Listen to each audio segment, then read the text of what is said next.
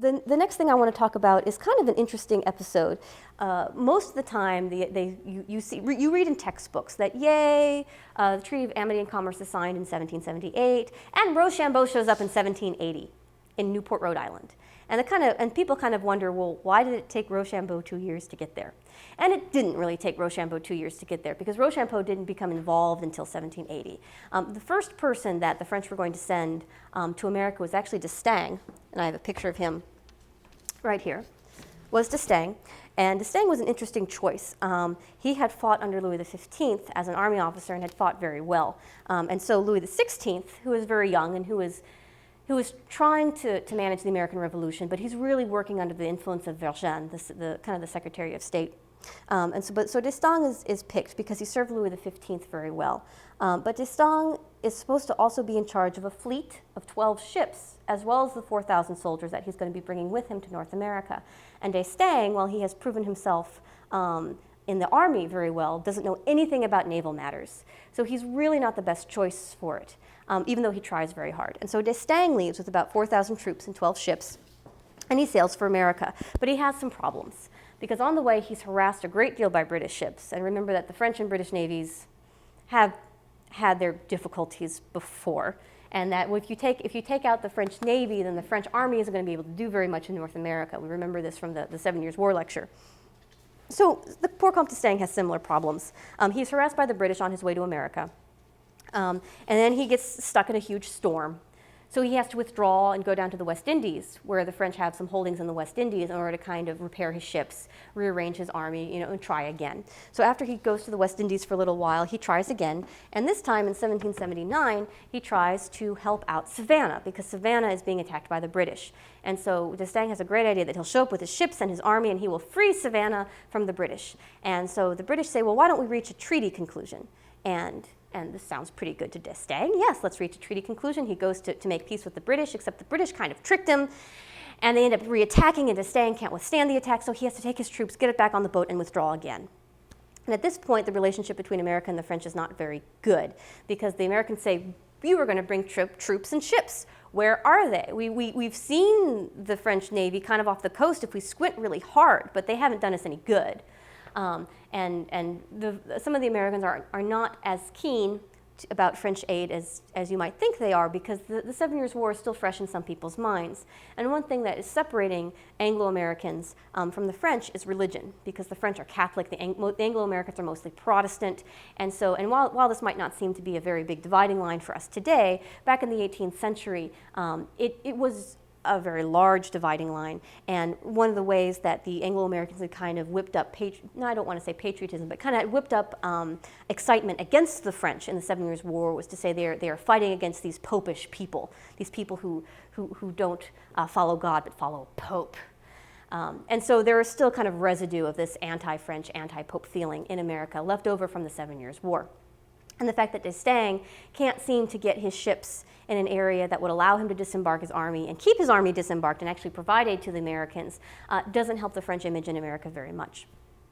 So the French government decides to try again, and this time they send Rochambeau, and by now it's 1780. So Americans are kind of tapping their foot saying, where's your army that we were expecting? He's coming, he's coming. So so the French government tries again, and this time they pick Rochambeau, and Rochambeau is a wonderful choice for a couple of reasons. For one, Rochambeau has an incredible amount of experience in the French army. At this point, he's about 55 years old, but he's been fighting for the last 40 years. He's joined the army as a young teenager, which is again very typical for French noble officers. He has a great experience in battle. He's very level-headed, and he also understands exactly how he fits into the larger scheme. Now, again, kind of like with the 7 Years' War, the American Revolution for the French is not just about freeing America, it's also a world war. Because this is an opportunity now that France is at war with England again. That means that France thinks, oh, maybe we can get back some of the possessions that we lost in the Caribbean. Maybe we can get back some of the possessions that we lost in India. And so the French are also trying to kind of keep an eye globally and see how they can benefit from this war. Now, when it comes down to Rochambeau, because Rochambeau is going to be going to America with about 5,000 troops, they have to figure out, okay, who is really going to be the boss in North America? Because during the 7 Years' War, you had, on one hand, you had a Canadian commander named Vaudreuil, and you had the French commander named Montcalm, who had the French army, and Vaudreuil was in charge of the French-Canadian militia, and the milice de marine and some other troops. But it was never really clear who was in charge. And Montcalm liked to think that he was in charge. The French government said, no, Vaudreuil is in charge. Halfway through the war, Montcalm got promoted, so he was at the same rank with Vaudreuil, and he never followed Vaudreuil's orders. So there was disunity of command, and that did not help the French very well in the 7 Years' War. This time, though, with Rochambeau, Rochambeau is under the understanding that he is going to be subordinate to General Washington in America. So Rochambeau will be in charge of the French army, but he is going to have to follow the orders of General Washington. So even if Rochambeau says, I think we should go to Virginia, if Washington says, I want to attack New York, Rochambeau is going to have to attack New York. He's going to have to follow General Washington. And Rochambeau understands this and is willing to comply with this, which is really important, because now there's going to be unity of command in America, and that will make things work much smoothly, as we'll see.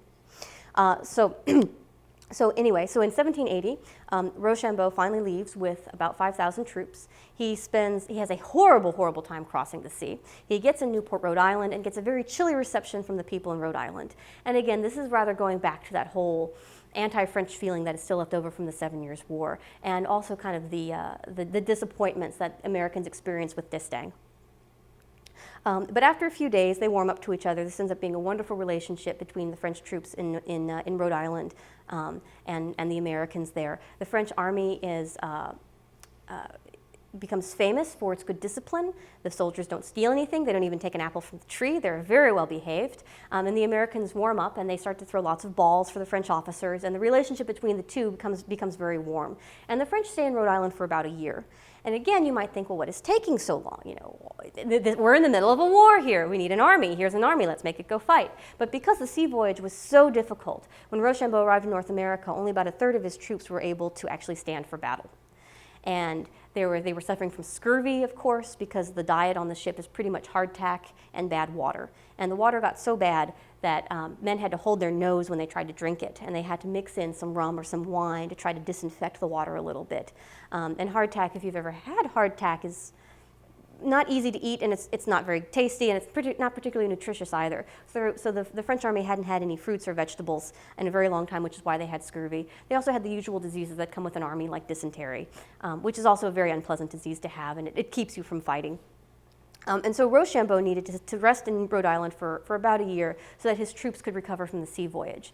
And while this might seem very extreme to us, the really distressing thing is rather how normal this was for the 18th century and for crossing the sea with a large army. And you have, of course, men all kind of, they really are the cargo of the ship, and they're all squished together under there. So they needed that time to regain their strength and to become ready to fight.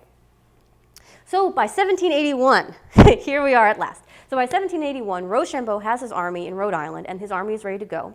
Rochambeau, through Lafayette, has made contact with George Washington. Lafayette, by the way, has become extremely important in the American army. Now remember, Lafayette is in the American army, and Rochambeau is in the French army. So I've seen in several high school textbooks very, very brief mentions that say, oh, and the French army, especially Lafayette and Rochambeau, came to fight for America. And while Lafayette is a French officer, he really is in the American army at this point. And because when he left France initially without the king's permission, he was actually removed from the French army. And Lafayette returned to France after the Battle of Saratoga to help negotiate for the treaty that would send official French aid. And while he was there, people were so happy about Lafayette because they were so happy about the winning of the Battle of Saratoga and so excited that now France might actually officially join the American Revolution on the side of the Americans, that Lafayette is put under house arrest for 2 weeks just to make a point that you don't go to America without the king's permission. But then, of course, he is let out and he is put back in the Dragoons, and they throw a parade for him, and everyone is very excited and happy about Lafayette. And Lafayette says to the king, I'm very sorry I went without your permission, but I've got great ideas for how we can attack England. And the king says, this is wonderful. Tell me about your wonderful plans. And then, of course, Lafayette eventually returns to America to continue fighting under General Washington. But he's become a very important commander in his own right at this point. So you have Rochambeau in Rhode Island. You have Lafayette, who is now in charge of his own troops. You have General Washington, who really wants to retake New York, which has since been taken by the British. And so the question is, all right, so we finally got the French in North America. Now what? What is next?